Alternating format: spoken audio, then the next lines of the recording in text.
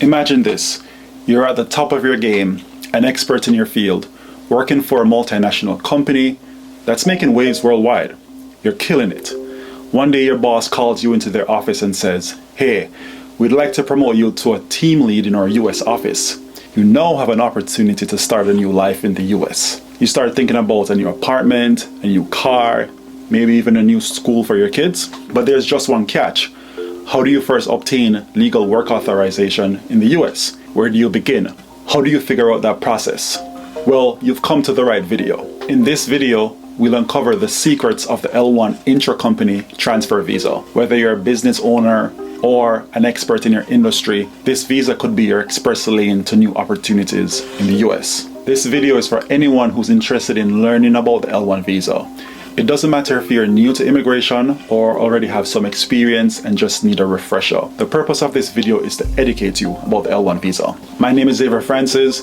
I'm a licensed immigration attorney with nearly a decade of experience specializing in US employment-based immigration law. I've partnered with countless companies and organizations, helping them successfully navigate the complexities of their US immigration needs. We'll break this video down into three main sections.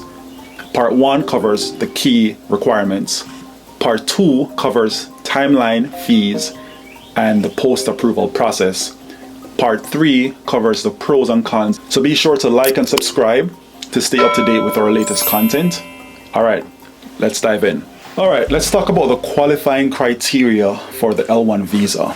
So there are two main requirements, the corporate requirements and the candidate requirements. For the corporate requirements, there are three main questions we ask. First, does the company have an overseas office that is actively doing business? The government wants to see contracts, statements of work, tax filings, office leases, or anything else that demonstrates that the foreign company is a legitimate operating business. The second question we ask is, does the company have a US office that is also doing business? And the same principles apply there. The third question we ask is, can we prove that both companies share a qualifying relationship? A qualifying relationship simply means that both companies are part of the same corporate family. So for instance, a parent-subsidiary relationship or an affiliate relationship between both subsidiaries. Now let's focus on what's required from the L-1 visa candidate. So there are two main requirements the candidate must meet. Those are the employment history requirements and second, the qualifying role requirements. Let's talk about employment history. The candidate must have been employed by the foreign company for at least 1 year or 12 consecutive months. To prove this, we submit pay statements, tax returns, employment verification letters, or anything official demonstrating that they have been employed by the foreign entity. To satisfy the qualifying role requirements, USCIS looks at two things. First, the candidate's overseas position and the candidate's US position. Both the foreign and US roles must fall within one of three subcategories: executive, managerial, or specialized knowledge. The executive and managerial roles both fall under the L1A subcategory, whereas the specialized knowledge roles fall under the L1B category. Let's talk about the L1A visa for executives and managers. An executive is anyone who exercises broad discretion over the company or organization. Executives normally set policies and strategic goals for the company and report to senior executives or the board of directors. For managers, it's sort of divided into two categories. You have people managers and then you have functional managers. For people managers, they do exactly what you might think, manage people. But the people they manage must have at least a professional degree or higher. Let's say you're working as a manager at a meat processing plant on the factory floor and you manage a team of factory workers. And let's assume that the highest level among this group is a high school diploma. Although you're managing people in the traditional sense, the government is not going to consider that role to be a people manager's role, because the people you manage are not considered to be professional level employees. Now let's talk about functional managers. Functional managers are those who are responsible for managing a function within the company that is deemed essential or critical to the company's survival. An example of this is someone who manages accounting or payroll. They're not necessarily responsible for managing employees or having direct reports, but we can see from their role and from their duties that they do manage something, a function that is so essential and critical to the company. So let's talk about the specialized knowledge category for L-1B visas. A specialized knowledge employee is someone who possesses very strong knowledge of that company's internal product, process, service, protocol. They have a lot of experience and knowledge about the company's internal operations. Let me give you an example. I once represented a global construction company that wanted to transfer some of its employees from Europe to the United States to work on a major construction project.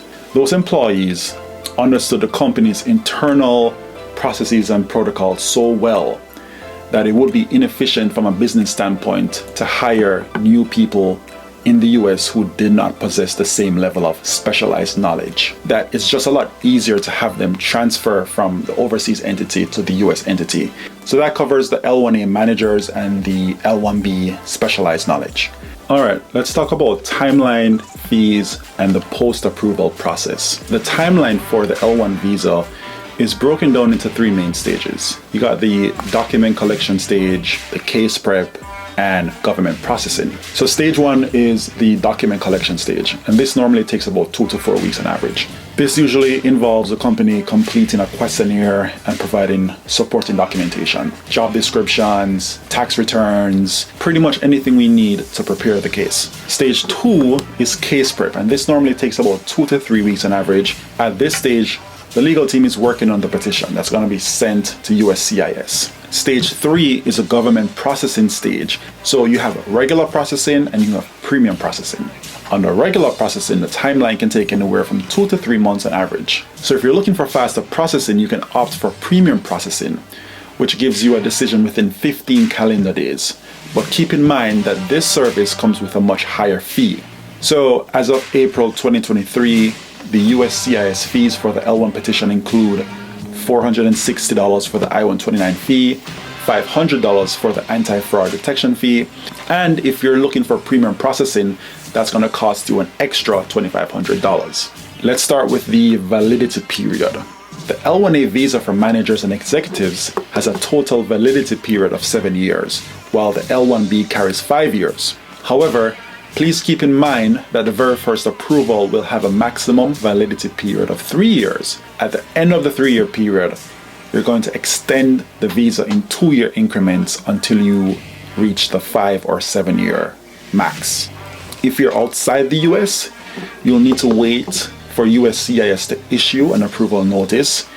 You'll take this approval notice to your appointment at the US consulate to receive the L1 visa stamp in your passport. Once you have the L1 visa stamp, you can now enter the US at any time to begin working under your L1 status. Keep in mind that you'll need to schedule an appointment at the US consulate in your home country. If you're already inside the US under a different non-immigrant visa status, you'll be allowed to begin working under your new L1 status after the petition is approved by USCIS. There will be no requirement for you to travel, so you'll be authorized to start working immediately upon approval. However, if you decide to travel outside the US after your petition is approved, you'll still need to schedule an appointment at the US consulate to apply for the L1 visa stamp. Why? Because the visa stamp serves as your entry ticket. Now, there are a few pros and cons to the L1 visa. The first benefit is that the L1 visa allows for what's called dual intent.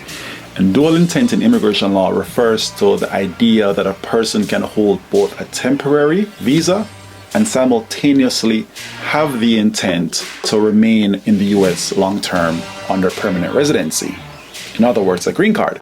In simple terms, it means that you can be in the US for a specific purpose like work or study, while also planning to settle permanently in the country at some point in the future. The second benefit are for those who are married. If you have a spouse who would also like to work in the US, they can work under the L2 visa. The L2 visa allows for automatic work authorization. Third, the L1 visa gives you the ability to recapture any time spent outside the US, which allows you to extend your max out date. The max out date is the final date the L1 visa holder is permitted to stay and work in the US.